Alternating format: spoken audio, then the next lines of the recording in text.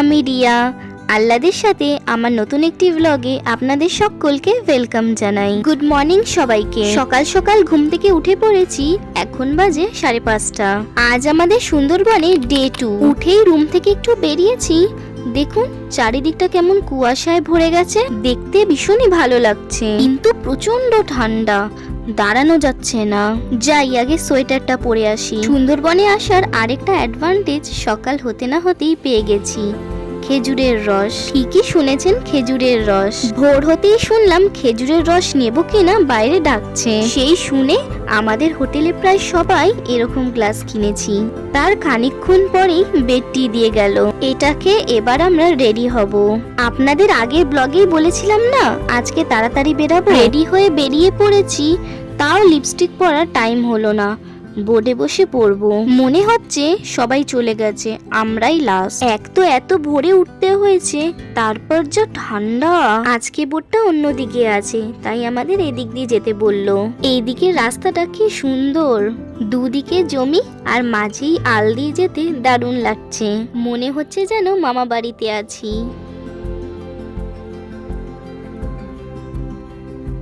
ওই দিকের ওগুলো কি ছাগল নাকি? ও মা, এগুলো তো ভেড়া। এই প্রথমবার ভেড়া এত কাছ থেকে দেখলাম। আমার মামা বাড়ির ওদিকে ছাগল গরু আছে, কিন্তু ভেড়া ওখানেও নেই। ঘাটে এসে গেছি, এখানে সব বোটগুলোই দাঁড়িয়ে আছে দেখছি, কিন্তু কেউ এখনো ওঠেনি। বাহ, সূর্যটা কি দারুণ লাগছে। সুন্দরবনের ডে 1 এর ব্লগটা অলরেডি আমার চ্যানেলে আপলোড করা আছে। যারা এখনো দেখেননি তাদের জন্য ডেসক্রিপশনে লিংকটা দিয়ে রাখলাম। আজ অনেকটা দূরে যাব, তাই সকাল সকাল বেরাতে হলো। আজকে আমাদের সাথে একজন ট্যুর গাইড থাকবেন।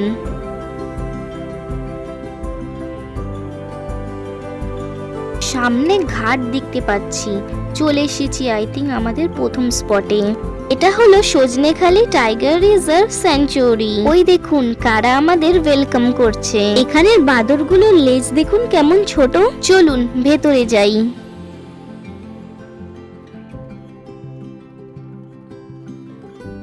এখানে যাকে ঘিরে আমরা সবাই দাঁড়িয়ে আছি উনি হলেন আমাদের ট্যুরিস্ট গাইড। উনি আমাদের এই জায়গাটার সম্পর্কে ইনফরমেশন দিচ্ছেন, কোথায় কি দেখা যেতে পারে সেই ব্যাপারে জানিয়ে দিচ্ছেন।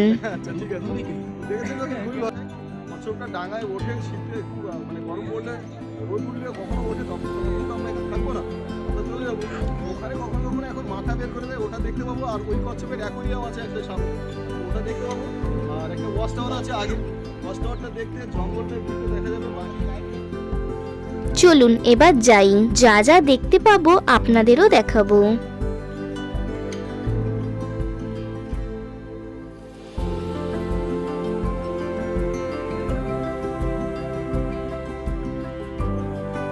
ও মা, দেখুন কচ্ছপটা কিভাবে মুখ উঁচু করে আছে।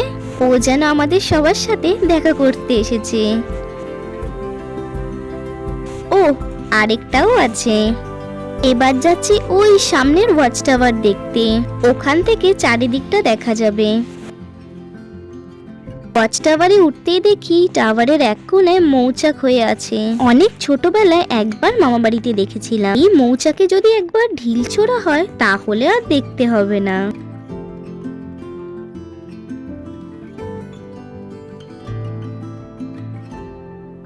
চলুন এবার নিচে যাই। সামনের যে গাছটা দেখছেন এটাই হলো সুন্দরী গাছ। এই গাছটার সম্পর্কেই উনি আমাদের বলছেন। কারণ জঙ্গলের মধ্যে যেসব জায়গায় আমরা যাবো, ছোটদের সিলভার টাইপের, আর একদিকে আছে গ্রিন কালারের। আর এই গাছটা দিয়ে ভালো ফার্নিচার হয়, এই জন্য এই গাছটা। আরেকটা স্পটেও আমরা নেমে পড়েছি, দেখা যাক এখানে কি কি দেখা যায়।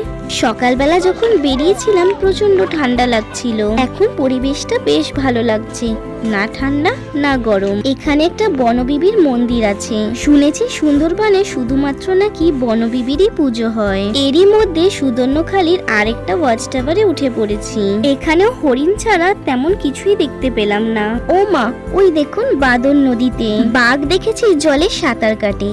এখন দেখছি এখানের বাদরও জলে সাঁতার কাটতে পারে। বোধহয় এখানকার বাদরেরও অ্যাডাপ্টেশন হয়েছে। ওই যে পরিবেশ অনুযায়ী প্রাণী নিজের ক্যারেক্টার চেঞ্জ করে। আমাদের ওদিকে বড় গাছের সংখ্যা বেশি, তাই বাদরের লেজ বড়। আর সুন্দরবন তো দ্বীপ অঞ্চল, চারিদিকে শুধুই নদী, তাই বাদরের লেজও ছোট আর সাঁতার কাটতেও পারে। এখন আমাদের বোটটা জঙ্গলের আরো কাছ থেকে যাচ্ছে, জানি না বাঘ দেখতে পাবো কিনা। হাতে স্ন্যাক্স পেয়ে গেছি, ভাজাভুজি তো সবারই প্রিয়। আর জঙ্গলের মাঝখান দিয়ে যেতে যেতে ঠান্ডায় গরম গরম ভাজাভুজি খেতে আলাদাই লাগছে।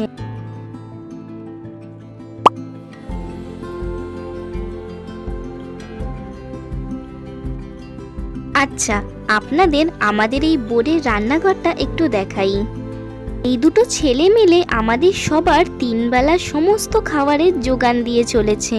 ওই দেখুন দূরে হরিণ 3টে, দুটো বড় আর একটা বাচ্চা। জানি না কতটা ভিডিওতে বোঝা যাচ্ছে।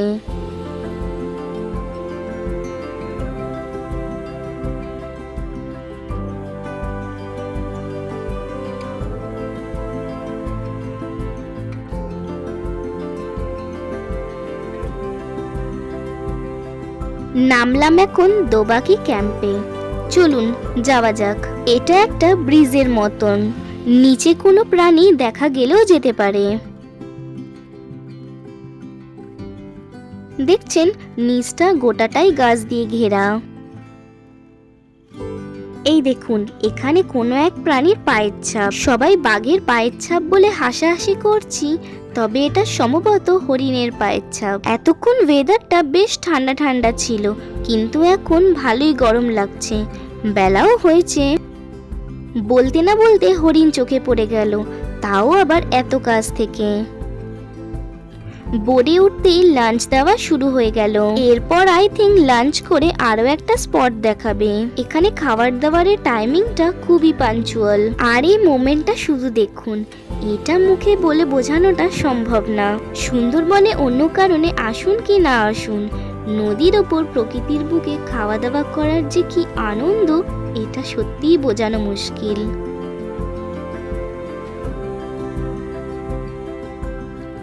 চলে এসেছি আমাদের ডে 2 এর লাস্ট স্পটে। এটা হলো ঝড়খালি পার্ক। এখানের এন্ট্রি টিকিট 30 টাকা পার হেড। এই টিকিটটাও প্যাকেজে নেই। এটা হলো আসলে একটা চিড়িয়াখানা।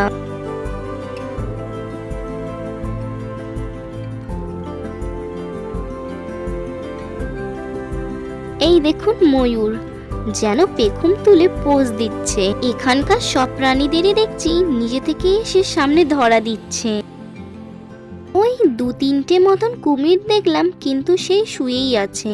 জঙ্গলে তো আর বাঘের দেখা আমরা পেলাম না, তাই এখানেই দেখি। ওই আর কি, দুধের স্বাদ ঘোলে মেটানোর মতন। এবার যাব বোর্ডের দিকে।